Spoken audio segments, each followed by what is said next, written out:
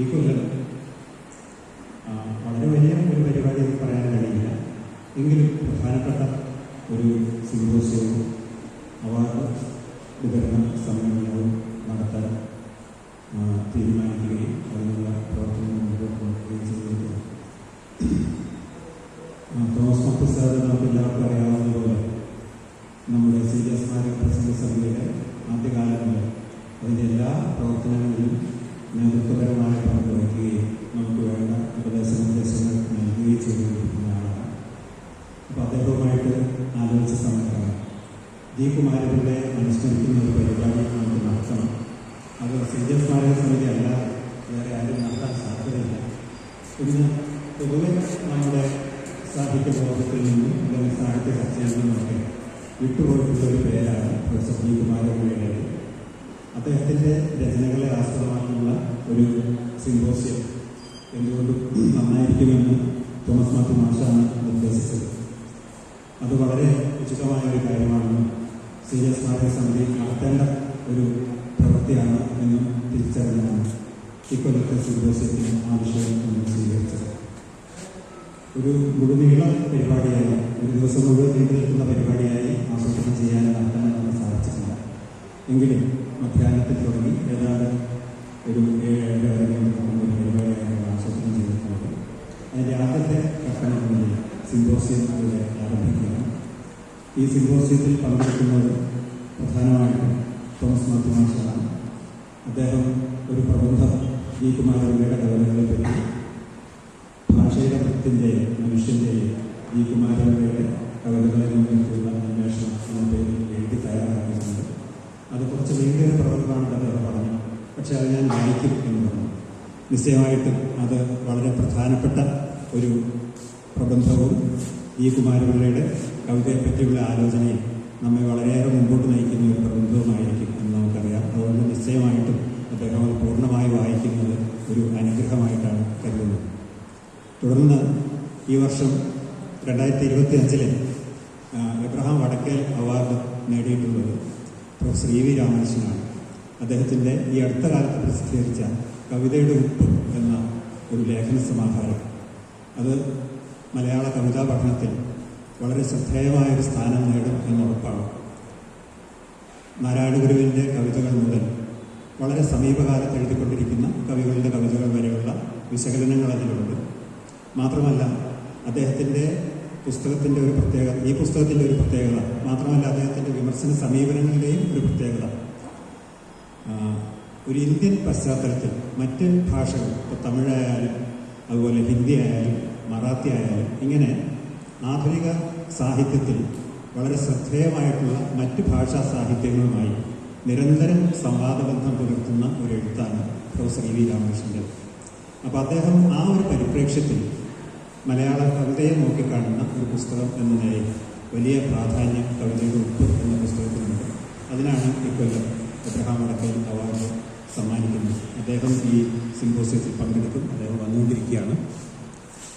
KV Sajay ഇന്ന് കാവ്യനിരൂപണത്തിൽ, എഴുത്തിലും അതുപോലെ തന്നെ പ്രഭാഷണത്തിലും ഒരുപോലെ വലിയ മികവ് പുലർത്തുന്ന ഒരു എഴുത്തുകാരനും പ്രഭാഷകനുമാണ്. അദ്ദേഹം നമ്മുടെ അടുത്ത നാട്ടുകാരനാണ്. പക്ഷേ മടപ്പള്ളി കോളേജിലാണ് ദീർഘകാലമായിട്ട് പ്രവർത്തിച്ചുകൊണ്ടിരിക്കുന്നത്. അവിടെ നിന്ന് രാമകൃഷ്ണൻ മാഷത്ത് സജയും സഞ്ചരിച്ച് വന്നുകൊണ്ടിരിക്കുന്നു. കാക്കൂരെത്തി എന്നാണ് പറഞ്ഞത്. അവർ അധികം താമസിയാതെ ഇവിടെ എത്തിച്ചേരും. പിന്നെ ഈ സിംപോസിയത്തിൽ പങ്കെടുക്കുന്ന ആര്യയാണ്. ഡോക്ടർ ആര്യ കെ സംസ്കൃത സർവകലാശാലയിൽ നിന്ന് MAയും MPhilഉം PhDയും കഴിഞ്ഞു. അതിനുശേഷം നവകേരള ഫെല്ലോഷിപ്പ് 2-3 കൊല്ലം മുമ്പാണ് കേരള ഗവൺമെൻറ് നവകേരള ഫെല്ലോഷിപ്പ് ഏർപ്പെടുത്തിയത്. ആ ആദ്യത്തെ ഫെല്ലോഷിപ്പിന് അർഹയായ ഒരു ഗവേഷകയാണ് ആര്യ. മറ്റ് പലരോടൊപ്പം മലയാളത്തിൽ നിന്ന് അന്ന് തിരഞ്ഞെടുക്കപ്പെട്ട ഒരേ ഒരു ഗവേഷക ആര്യയായിരുന്നു. ആ ഗവേഷണം പൂർത്തിയാക്കി അതിൻ്റെ റിപ്പോർട്ട് സമർപ്പിച്ചിട്ടുണ്ട്. ഇപ്പോൾ ക്ലാസിക്കൽ മലയാളം വിഭാഗത്തിൽ ഒരു പ്രോജക്റ്റ് ഫെല്ലോയായി തിരൂര് പ്രവർത്തിച്ചുകൊണ്ടിരിക്കുകയാണ്. ധാരാളം ലേഖനങ്ങൾ എഴുതിയിട്ടുണ്ട്, ഗവേഷണ പ്രബന്ധങ്ങൾ എഴുതിയിട്ടുണ്ട്. ആര്യ ജി കുമാരപിള്ളയുടെ ഗദ്യ രചനകളെ പറ്റിയാണ് പറയുന്നത്. ജി കുമാരപിള്ള എന്ന് പറയുമ്പോൾ പെട്ടെന്ന് കവിതകളാണ് നമ്മുടെ മനസ്സിൽ വരുന്നതെങ്കിലും വളരെ ശ്രദ്ധേയമായ സാഹിത്യ ലേഖനങ്ങൾ ജി കുമാരപിള്ള എഴുതിയിട്ടുണ്ട്. ആശാനെക്കുറിച്ചും ചങ്ങമ്പുഴയെക്കുറിച്ചും എം ഗോവിന്ദനെക്കുറിച്ചും വളരെ വിലപ്പെട്ട ഒന്നിലേറെ പഠനങ്ങൾ ജി കുമാരപിള്ള നടത്തിയിട്ടുണ്ട്. അതുപോലെ തന്നെ യേറ്റ്സ്, എലിയറ്റ്, ഷേക്സ്പിയർ മുതലായി പാശ്ചാത്യ സാഹിത്യത്തിലെ ഉത്തുംഗ ശൃംഗങ്ങളെ പറ്റിയുള്ള പഠനങ്ങൾ അദ്ദേഹം നടത്തിയിട്ടുണ്ട്. വളരെ ലളിതമായി സുതാര്യമായ ഭാഷയിൽ എന്നാൽ വളരെ ഊർജ്ജസ്വലതയോട് കൂടിയിട്ടുള്ള ആശയങ്ങൾ അവതരിപ്പിക്കുന്ന പ്രബന്ധങ്ങളാണ് അദ്ദേഹത്തിൻ്റേത്. നിശ്ചയമായിട്ടും അത് കവിതകളെ പോലെ പോലും ഇന്ന് അദ്ദേഹത്തിൻ്റെ പ്രബന്ധങ്ങൾ ശ്രദ്ധിക്കപ്പെടുന്നുണ്ടെന്ന് തോന്നുന്നില്ല.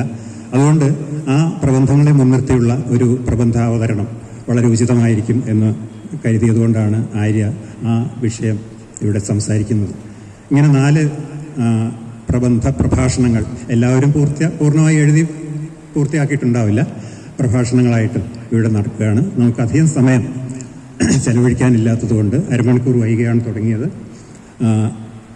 ജി കുമാരപിള്ളയുടെ കവിതകളെപ്പറ്റി ഒന്നും തന്നെ ഞാൻ ഈ സന്ദർഭത്തിൽ പറയാൻ ഉദ്ദേശിക്കുന്നില്ല. അതിനെക്കുറിച്ചുള്ള അവതരണങ്ങളാണ്, പ്രബന്ധാവതരണങ്ങളാണ് ഇവിടെ നടക്കാനുള്ളത്. ആദ്യത്തെ പ്രബന്ധം അവതരിപ്പിക്കുന്നതിന് വേണ്ടിയിട്ട് ബഹുമാനപ്പെട്ട തോമസ് മാത്യു മാഷെ ക്ഷണിക്കുന്നു.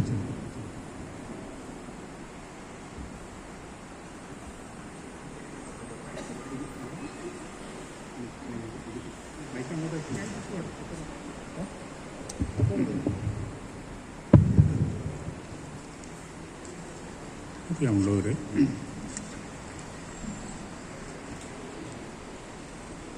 സി ജെ തോമസ് സ്മാരക സമിതിയുടെ ഈ പരിപാടിയിൽ ആദ്യകാലം മുതൽ പങ്കെടുത്തു പോന്നിരുന്ന ഒരാൾ എന്നുള്ള സന്തോഷവും അഭിമാനവും ഞാൻ ഈ സന്ദർഭത്തിൽ ആദ്യമേ പ്രകാശിപ്പിക്കുകയാണ്. ഒരു തീർത്ഥാടകൻ്റെ മനസ്സോടുകൂടി കൂത്താട്ട് കൊടുത്ത് വരികയും ഈ പരിപാടികളിൽ പങ്കെടുക്കുകയും ചെയ്തു പോന്നിരുന്ന ഒരാളാണ് ഞാൻ ഓർക്കുന്ന അന്ന് ഇവിടെ വരുമ്പോൾ സാനു മാസ്റ്ററും റോസി ചേച്ചിയും ഒന്നിച്ചാണ് ഞങ്ങൾ വരിക. അങ്ങനെ ഇവിടുന്നയുടെ ധാരാളം വർത്തമാനങ്ങളും കുറുമ്പുകളുമൊക്കെ പങ്കിട്ട് ഇവിടെ വന്ന് ആഘോഷിച്ച് മടങ്ങിപ്പോകുന്ന രീതിയായിരുന്നു ഉണ്ടായിരുന്നത്. ഇന്ന് അവർ രണ്ടുപേരും നമ്മളോടൊപ്പം ഇല്ല എന്നത് ദുഃഖകരമാണ്. എന്നാലും ഈ വർഷത്തെ ഈ സ്മാരക പ്രകാശനം ജി കുമാരപിള്ളയുടെ കവിതയെയും അദ്ദേഹത്തിൻ്റെ ചിന്തകളെയും മുന്നിൽ നിർത്തിക്കൊണ്ടാണ് നടത്തുന്നത് എന്നതിൽ എനിക്ക് പ്രത്യേകമായ സന്തോഷമുണ്ട്. സി ജെ തോമസിനെ കുറിച്ച്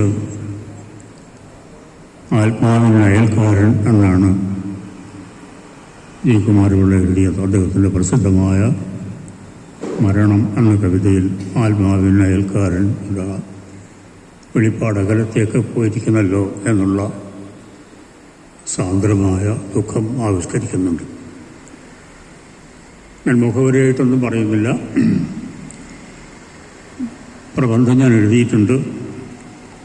അതാണ് ഇവിടുത്തെ ഒരു സാധാരണ ചിട്ട. പണ്ടുകാലത്തും ഇപ്പോഴെങ്ങനെയാണ് സംഭവങ്ങളെന്ന് എനിക്ക് അറിഞ്ഞുകൂടാ. 5 രൂപ ടിക്കറ്റ് എടുത്ത് ഈ പ്രഭാഷണങ്ങൾ കേൾക്കാൻ വേണ്ടി ധാരാളം ആളുകൾ വന്നിരുന്നത് ഞാൻ ഈ സന്ദർഭത്തിൽ ഓർക്കുന്നുണ്ട്. ആ കാലമൊക്കെ പോയി. ഇത്തരം കാര്യങ്ങളിലൂടെ നമ്മുടെ ചിന്തകൾ കുറേയൊക്കെ നഷ്ടപ്പെട്ടിരിക്കുന്നു. അത്യാവശ്യം വേണ്ട ചിന്തകൾ നിർമ്മിത ബുദ്ധിയെ ഏൽപ്പിക്കാം എന്നുള്ള അവസ്ഥയും ഉണ്ടായിട്ടുണ്ട്. അതുകൊണ്ട് പഴയ കാലം തിരിച്ചു വരാനൊക്കെ പ്രയാസമായിരിക്കും. ഈ പ്രബന്ധത്തിൽ 3 കാര്യങ്ങൾ ഞാൻ എഴുതിയ വന്നപ്പോൾ കുറച്ച് ദീർഘമായിട്ടുണ്ട്. അതുകൊണ്ട് ഞാനിത് മുഴുവൻ വായിക്കുന്നൊന്നുമില്ല.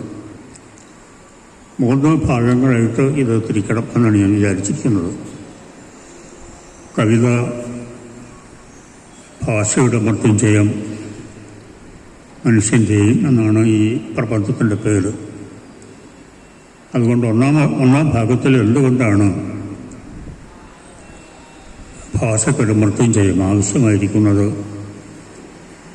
എങ്ങനെയാണ് അത് കവിത നിർവഹിക്കുന്നത് എന്നുള്ള ചോദ്യത്തിന് ഉത്തരം പറയാൻ ശ്രമിക്കുന്നു. രണ്ടാമത്തെ ഭാഗം ഈ വിഷയത്തിൽ ജി കുമാരപിള്ളയുടെ കവിത, പ്രത്യേകിച്ചും സ്വന്തം എന്ന കവിത ഒരു വീക്ഷണസ്ഥാനം, നോട്ടസ്ഥാനം എങ്ങനെയാണ് നമുക്ക് നൽകുന്നത് എന്ന കാര്യം വിശദീകരിക്കാൻ ശ്രമിക്കുന്നു. സ്വന്തം എന്ന കവിതയ്ക്കും പുറത്തേക്ക് പോയി മറ്റ് കവിതകളിലും ഈ പ്രമേയം അദ്ദേഹത്തിന് എങ്ങനെ കൈകാര്യം ചെയ്യാൻ കഴിഞ്ഞു, എങ്ങനെയാണ് അത് കവിതയുടെ പരിധിയിൽ ഒതുങ്ങാതെ മനുഷ്യ വ്യക്തിയുടെ തന്നെ വീണ്ടെടുപ്പായി മാറുന്നത് എന്ന് വിശദീകരിക്കുക. ഇങ്ങനെ 3 ഭാഗങ്ങളാണ് ഇതിനകത്ത് ഉള്ളത്.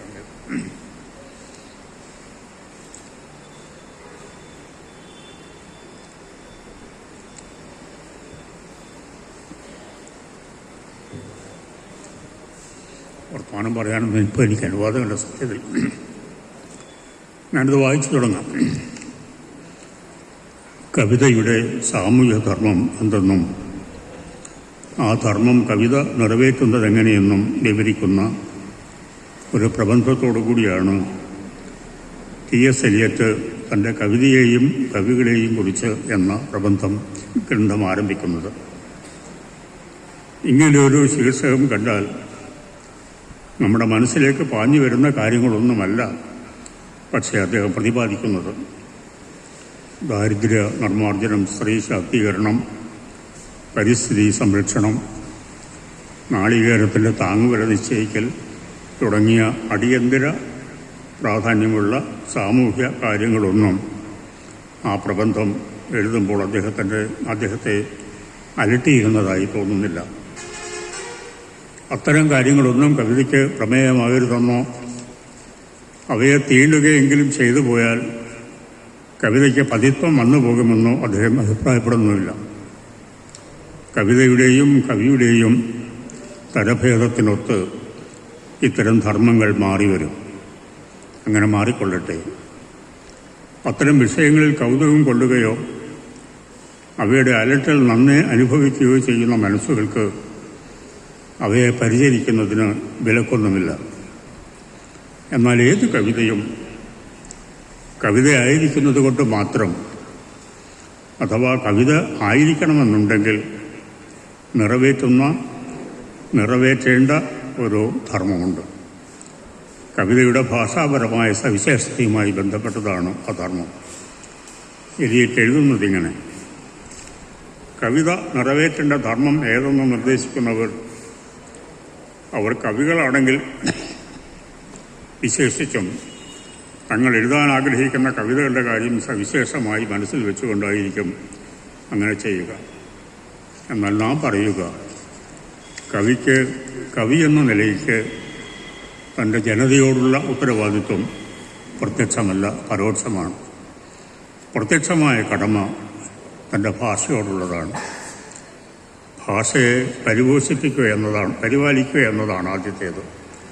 രണ്ടാമത്തേത് അതിനെ വിപുലീകരിക്കുകയും സമ്പുഷ്ടമാക്കുകയും ചെയ്യുക എന്നതും. ഈ ധർമ്മ നിർവഹണത്തിൻ്റെ സാധ്യതകൾ എന്തൊക്കെയാണെന്നും സംസ്കാരത്തിൻ്റെ പരിചരണത്തിനും പരിപോഷണത്തിനും അത് എത്രമാത്രം അനിവാര്യമാണെന്നും അദ്ദേഹം സൂക്ഷ്മതയോടെ വിസ്തരിച്ച് വിവരിക്കുകയും ചെയ്യുന്നു. എലിയറ്റിൻ്റെ പ്രബന്ധം സംഗ്രഹിക്കാനോ അദ്ദേഹം പരിചരിക്കുന്ന ആശയമണ്ഡലം പരിചയപ്പെടുത്താനോ ഉദ്ദേശിച്ചല്ല ഇവിടെ ഇക്കാര്യം എടുത്തു കാണിച്ചത്.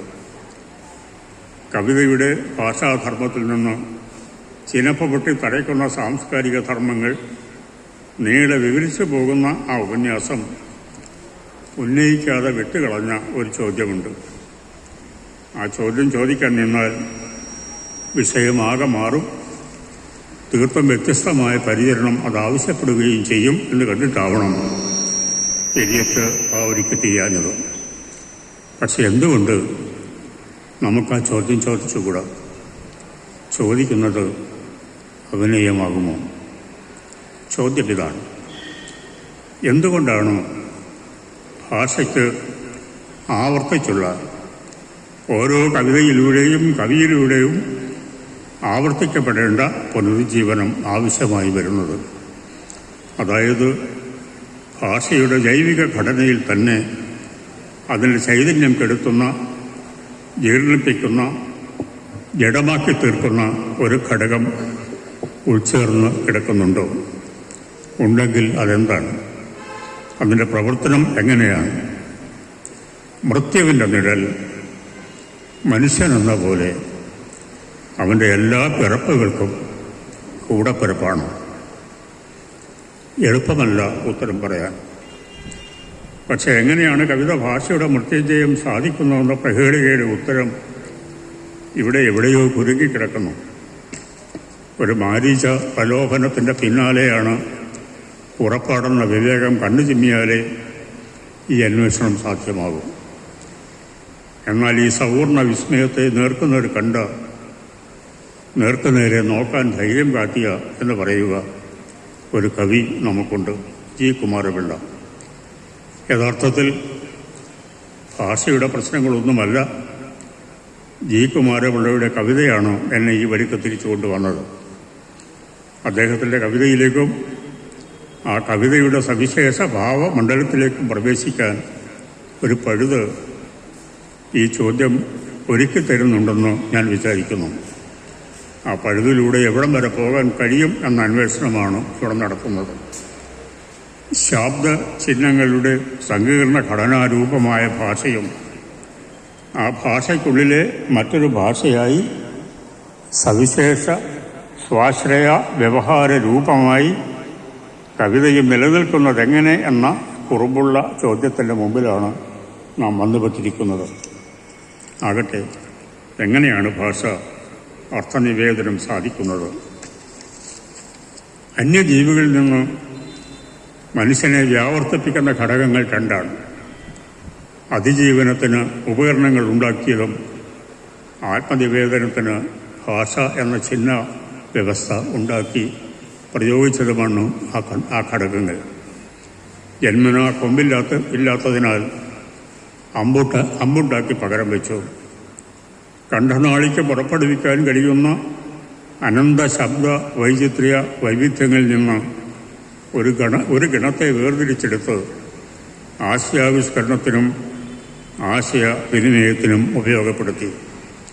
ഈ രണ്ട് ഘടകങ്ങൾക്കും തമ്മിൽ പരസ്പരാശ്രിതവും പരസ്പര പോഷകവുമായ ബന്ധമുണ്ട്. അക്കാര്യം ഈ പ്രകടനത്തിൽ പ്രസക്തമല്ലായികയാൽ ഒഴിവാക്കിയിരിക്കുന്നു. പക്ഷെ മനുഷ്യൻ്റെ അനന്യമായ അസ്തിത്വത്തിന് ആധാരം ഇവയാണെന്ന കാര്യം വിസ്തരിച്ചുകൂടാ. ജീവരാശിയിൽ അവയുടെ സ്ഫുരണമുണ്ടാകാം. കുരുവിയുടെ കൂടും തേനീച്ചയുടെ അന്തരീക്ഷ നൃത്തവും ഇവയുടെ പരിസ്ഫുരണമാകാം. എന്നാൽ അവയുടെ സാധ്യതകൾക്ക് പരിനിഷ്ഠിതമായ അതിരുണ്ട്. അത് അലംഘ്യമാണ് താനും. സ്വന്തം അതിരുകൾ സ്വയം നിർണയിക്കേണ്ടവനും അതുകൊണ്ട് പൂർവ്വനിർണീതമായ അതിരുകൾ ഇല്ലാത്തവനുമാണ് മനുഷ്യൻ. കടൽപ്പരപ്പിൽ എവിടം വരെ പറക്കാമെന്ന് കടൽക്കാക്കയുടെ ജനിതകധാരയിൽ അടയാളപ്പെടുത്തിയിരിക്കുന്നു. ആ സീമ ലംഘിക്കാൻ അവയ്ക്ക് സാധ്യമല്ല. എന്നാൽ റിച്ചാർഡ് ബാക്കിൻ്റെ ജോനാഥൻ ലിവിങ്സ്റ്റൺ എന്ന കടൽപക്ഷി ആ സീമ ലംഘിച്ചപ്പോൾ മനുഷ്യൻ്റെ പ്രതീകമായി മാറി.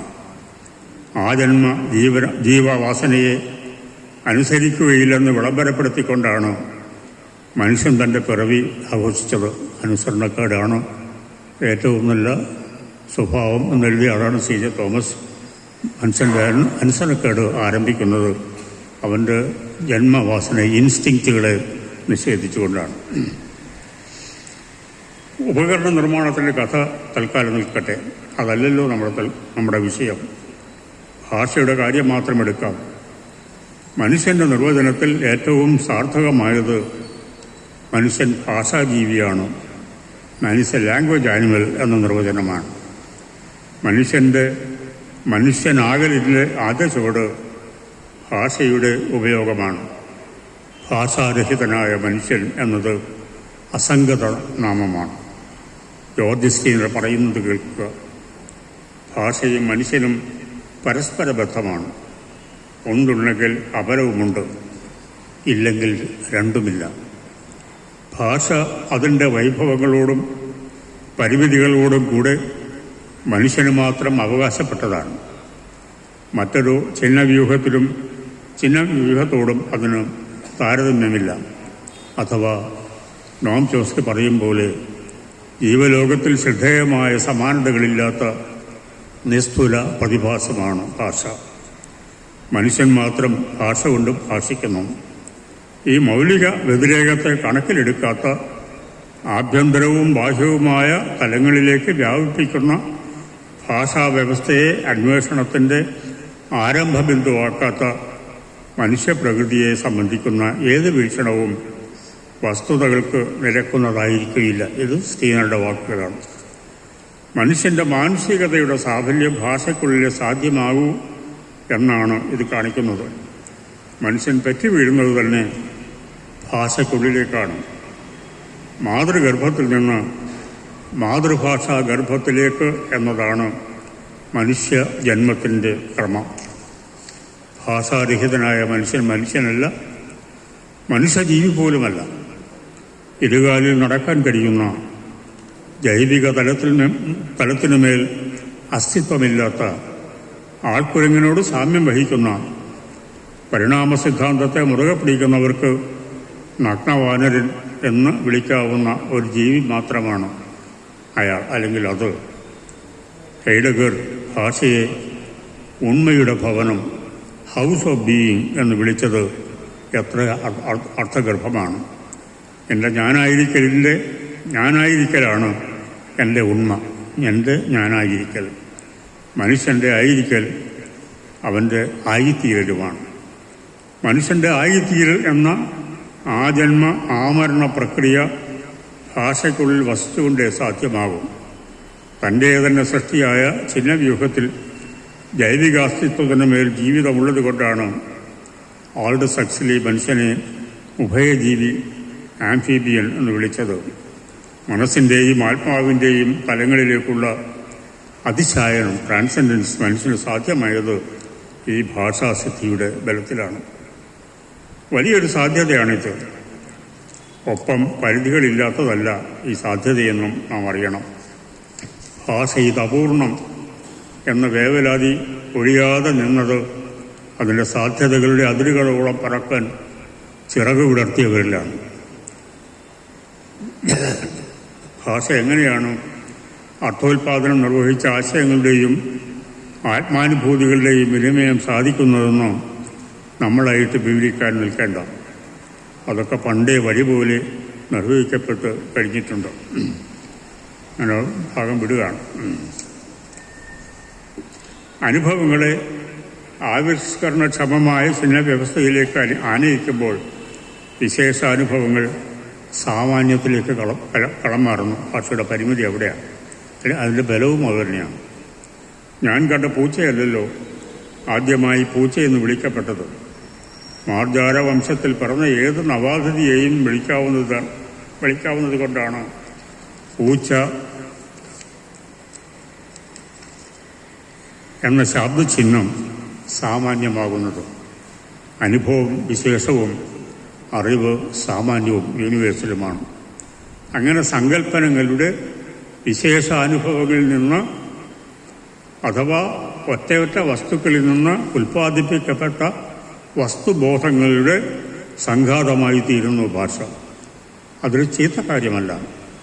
അമൂർത്തമായ ആശയങ്ങൾ സങ്കല്പിക്കാനും വിനിമയം ചെയ്യാനും ഭാഷ കൊണ്ട് സാധിക്കുന്നത് വിശേഷത്തെ സാമാന്യമാക്കുക എന്ന വിശേഷം അതിനുള്ളത് കൊണ്ടാണ്.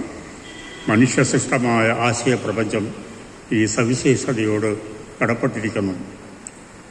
എന്നാൽ ഇതിൽ ചീത്തത്തിൻ്റെ ഒരു സാധ്യത ഒളിഞ്ഞുകിടക്കുന്നുണ്ട്. അനുഭവത്തോടുള്ള ബന്ധം കുറഞ്ഞു നിർജീവ സങ്കേതമായി പരിണമിക്കുക എന്ന വിപത്ത് ഭാഷയ്ക്ക് സംഭവിക്കാം എന്നതാണ് ആ ചീത്തത്വം.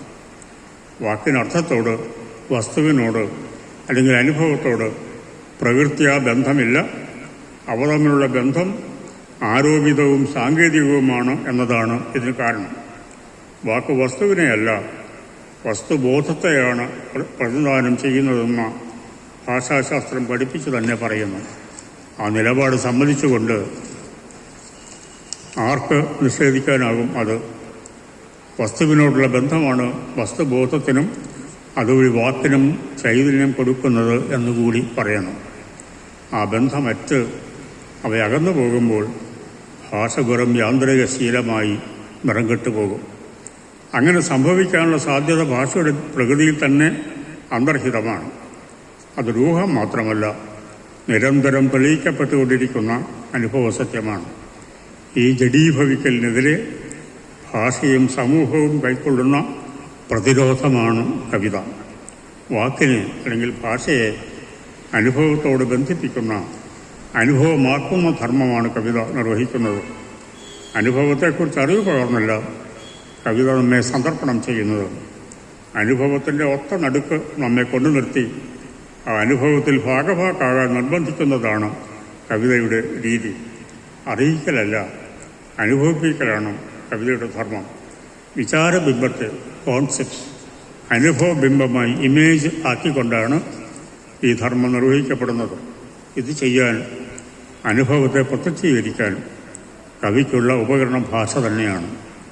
ഭാഷയ്ക്കുള്ളിൽ മറ്റൊരു ഭാഷ സൃഷ്ടിച്ചുകൊണ്ടാണ് കവി രാസവിദ്യ നടത്തുന്നത്. അർത്ഥത്തിൻ്റെ ജ്ഞാപകം എന്ന നിലവിട്ട് വാക്ക് ജീവൻ തുടിക്കുന്ന അനുഭവ ചിത്രമായി പരിവർത്തിക്കുന്നു. വാക്കും അതിൻ്റെ പിന്നിലുള്ള സങ്കല്പനവും എന്നതിന് പകരം വാക്കും സങ്കല്പനത്തിൻ്റെ പിന്നിലുള്ള അനുഭവം എന്നൊരു പുതിയ ക്രമം കവിത സൃഷ്ടിക്കുന്നു. എങ്ങനെയെന്ന ചോദ്യം പ്രതിഭയെക്കുറിച്ചുള്ള ചർച്ചയിലേക്കാണ് നയിക്കുക. അനുഭവത്തെ വാക്കാക്കുകയും വാക്കിനെ അനുഭവമാക്കുകയും ചെയ്യുന്ന രസതന്ത്രമാണ് കവിത എന്ന് പറഞ്ഞ് നാം നിർത്തുക. കവിത ഭാഷയുടെ മൃത്യുഞ്ജയമാകുന്നത് ഈ രസതന്ത്രത്തിൻ്റെ വഴിക്കാണ്. ആ രസതന്ത്രത്തിൻ്റെ രഹസ്യത്തിലേക്കാണ് ജി കുമാരപിള്ളയുടെ സ്വന്തം എന്ന കവിത നമ്മെ നയിക്കുന്നത്. ജി കുമാരപിള്ള എന്ന കവി മലയാള കവിതാ ചരിത്രത്തിൽ അടയാളപ്പെടേണ്ടതും സവിശേഷമായ ഒരു ജീവിതബോധത്തിൻ്റെയും കവിതാബോധത്തിൻ്റെയും ബലത്തിലാണ്. ആ സങ്കല്പങ്ങളുടെ സ്വഭാവവും സ്വരൂപവും അന്വേഷിക്കാൻ പുറപ്പെടുന്ന ഭാവുകന് സ്വന്തം എന്ന കവിത പകർന്നു കൊടുക്കുന്ന വെളിച്ചം ആ നീൾവഴി മുഴുവൻ നടക്കാൻ വേണ്ടത്രയുണ്ട് താനും. അത് കൊള്ളാവുന്ന ഒരു നോട്ടസ്ഥാനം സമ്മാനിക്കുന്നു. ഭാഷയെക്കുറിച്ചുള്ള നമ്മുടെ ചിന്തകളെ ഉത്തേജിപ്പിച്ചത് ഈ കവിതയാണ് താനും.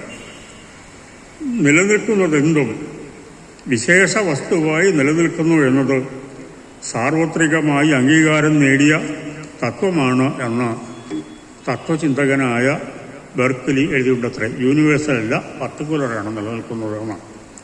എന്നാൽ വിശേഷത്തെ ദൂരെ നിന്ന് എത്തിനോക്കാൻ മാത്രമേ അനുഭവങ്ങളെയും അറിവുകളെയും സംവേദനം ചെയ്യാൻ നിയുക്തമായ ഭാഷയ്ക്ക് കഴിയുകയുള്ളൂ. വിശേഷം സാമാന്യമായിട്ട് വേണം ഭാഷയിൽ ആവിഷ്കാരം നേടാൻ. അസമർത്ഥമായ ഈ ഉപകരണം വെച്ചുകൊണ്ടാണ് മനുഷ്യൻ അപാരമായ ആശയ പ്രപഞ്ചം സൃഷ്ടിച്ചത്. മനസ്സിൻ്റെ അകലങ്ങളിലെ സൂക്ഷ്മ വ്യാപാരങ്ങളെപ്പോലും ഒപ്പിയെടുക്കാമെന്ന് ആശിച്ചത്. മനുഷ്യാസ്തിത്വത്തിൻ്റെ ദുർനിവാരമായ അഭിസന്ധികളെപ്പോലും നേരിടാനുള്ള ഊറ്റം കാണിച്ചത്. ആവിഷ്കരണങ്ങളെല്ലാം ഭാഷയുടെ വിജയവും ഒപ്പം ഭാഷയുടെ മേലുള്ള വിജയവുമാകുന്ന വിരോധാഭാസത്തെയാണ് ഇവിടെ നാം സന്ധിക്കുന്നത്. ഈ കുമാരപിള്ളയുടെ കവിത ഈ വിരോധാഭാസത്തിൻ്റെ വളർകൊമ്പിൽ കടന്നു പിടിക്കുന്നു. ഒരു സംഘാതം പൊതുവിൽ പങ്കുപറ്റുന്നവയെ മുൻനിർത്തിയേ നിർവചനം സാധ്യമാവും. എന്നാൽ സംഘാതത്തിലെ ഓരോ അംഗവും പങ്കിടൽ അസാധ്യമായ, അതുകൊണ്ട് നിർവചനം അപ്രസക്തമായ എന്തോ ഒന്നിനാൽ അവനവൻ ആകുന്നു. വാഗ്വികരണത്തെ തടയുന്ന, അതുകൊണ്ട് വ്യവഹാരങ്ങളെ ഒഴിവാക്കുന്ന ആ ഏതോ ഒന്നിലേക്ക് ഭാഷ കൊണ്ട് തന്നെ ഒരു വഴി ഒരുക്കാമോ എന്ന അന്വേഷണമാണ് ഈ കുമാരപിള്ളയുടെ കവിത. ആ കവിതയിലേക്കുള്ള വഴി സ്വന്തം എന്ന കവിത തുറന്നു തരുന്നു എന്ന് ഞാൻ വിചാരിക്കുന്നു. അതുകൊണ്ട് സ്വന്തം വായിച്ചുകൊണ്ട് നമുക്ക് ആരംഭിക്കാം. പൂവിന് പേരിട്ടു, താമരപ്പൂവിനും നീലിച്ച താമരപ്പൂവിനും പേരിട്ടു. നീ ഇന്ന് ചൂഴുമീ താമരപ്പൂവിൻ്റെ നീലിച്ച പൂവിൻ്റെ പേര് ചൊല്ലൂ സഖി. അവിടെ വെച്ച് പേര് അവസാനിക്കുന്നു, പേര് സാധ്യമല്ലാതാവുന്നു. മനുഷ്യൻ തൻ്റെ അനുഭവങ്ങളെ അറിവാക്കുകയും അറിവുകളെ വർഗീകരിച്ച് കേവലാശയങ്ങളുടെ ലോകത്തിലേക്കുള്ള പടവുകൾ പടുക്കുകയുമാണ് ചെയ്യുന്നത്. എപ്പോഴോ കണ്ണിൽ പതിഞ്ഞ ഒരു രൂപവർണ്ണ വിന്യാസക്രമം സൃഷ്ടിച്ച ഇന്ദ്രിയബോധം സമാനമായ മറ്റു കർമ്മങ്ങളുണ്ടെന്ന തിരിച്ചറിവിലേക്കും ആ സംവിധാനക്രമത്തെ മറ്റു സംവിധാനക്രമങ്ങളിൽ നിന്ന് വേറിട്ടറിയാൻ പൂവ് എന്ന് വിളിക്കുന്നതിലേക്കും നയിച്ചു. മനുഷ്യൻ വിളിച്ചത് അവയ്ക്ക് പേരായി തീർന്നു എന്ന് ബൈബിൾ. സങ്കീർണമായ ഈ പ്രക്രിയയാണ് ബൈബിൾ സംഗ്രഹിക്കുന്നത്. നിറത്തിലും രൂപവിന്യാസത്തിലും വ്യത്യാസങ്ങളുണ്ടെങ്കിലും ഒരേ കളിയിൽപ്പെടുത്താവുന്ന സമാനതകൾ പലതുമുണ്ടെന്ന അറിവിൽ നിന്നാണ് ഈ പ്രക്രിയ ആരംഭിക്കുന്നത്.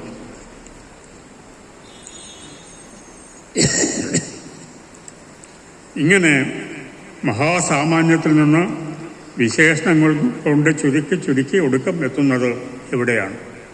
പൊതുവിൽ പങ്കുപറ്റാവുന്നവയെല്ലാം വിറഞ്ഞകറ്റി വിശേഷണങ്ങളെയെല്ലാം ഉരിഞ്ഞുകളഞ്ഞ് അനന്യഭാസോടെ വിരാജിക്കുന്ന സ്വത്വ തനിമയിലെത്തുന്നു. ഞാൻ ആ തനിമയാണ്. ഓരോ മനുഷ്യ വ്യക്തിയും ആ തനിമയാണ്. നഗ്നവും നിർലേപവുമായ തനിമ. അതാണ് എന്നെ പകരക്കാരനില്ലാത്തവനാക്കുന്നതും. ഈ അനന്വയത്തിനാണ് അസ്തിത്വമുള്ളത്. ഈ അനന്വയ അസ്തിത്വത്തെയാണ് അനുഭവിച്ചത്. ഈ കുമാരപിള്ളയുടെ കവിത പറയുന്നത് അതാണ്. പൂവ് എന്ന മഹാസാമാന്യം, അതിൽ താമരപ്പൂവ് എന്ന വിശേഷ സാമാന്യം. താമരപ്പൂവിനും നീലിച്ച താമരപ്പൂവ് എന്ന അത് വീണ്ടും ചുരുക്കുന്നു. അങ്ങനെ ഇത് വിശേഷമാകാൻ തുടിക്കുകയാണ്. അപ്പോഴും അത് സാമാന്യം തന്നെ. കാരണം ഒരെണ്ണമല്ലല്ലോ നീലിച്ച താമരപ്പൂവ്. പക്ഷേ ഭാഷയുടെ പ്രാഭവം അവിടെ അവസാനിക്കുന്നു. അനുഭവിച്ചത് പക്ഷേ സാമാന്യത്തെയല്ല, ഒരൊറ്റ വിശേഷത്തെയാണ്. നീ ഇന്ന് മാത്രം ചൂടുന്ന നീലിച്ച താമരപ്പൂവിനെയാണ്. ഒരൊറ്റ വിശേഷത്തെയാണ് അനുഭവിക്കുന്നത്. ഈ പരിസരം വരെ നയിച്ചുകൊണ്ട് വന്നത് ഭാഷയാണ്. ഭാഷയെ കൂടാതെ അവിടെ എത്തുകയുമില്ല. അനന്യവും ഏകവുമായ ഉണ്മ ഒന്നു മാത്രം ഉള്ളിടത്ത്, ഒന്നിലേറെ ഇല്ലാത്തിടത്ത് പേരില്ല. ഞാൻ നിത്യമായ ഏകവചനമാണ്. സംജ്ഞാനാമങ്ങൾ വ്യക്തിനാമങ്ങൾ പേരുകളല്ലെന്ന് ദരിദ്ര പറഞ്ഞതിൻ്റെ പൊരുൾ ഇതാണ്. വ്യക്തിയുടെ പേര് അയാൾ മറ്റൊരാളല്ലെന്ന് പറയുന്നതേയുള്ളൂ. കൃഷ്ണപിള്ളയ്ക്കുള്ള എഴുത്ത് രാമകൃഷ്ണന് കൊടുത്തു പോകാതിരിക്കാനുള്ള ഒരേർപ്പാട് മാത്രം. ദൈവം ഏകനായതുകൊണ്ടാണ് അവിടുന്ന് അനാമികനായത്. ഞാൻ തന്നെ, ഞാനാകുന്നവൻ ഞാനാകുന്നു എന്നൊക്കെയുള്ള പൗനരൂപ്യം ദൈവത്തെക്കുറിച്ച് പറയുമ്പോഴാണ് ഉണ്ടാകുന്നത്.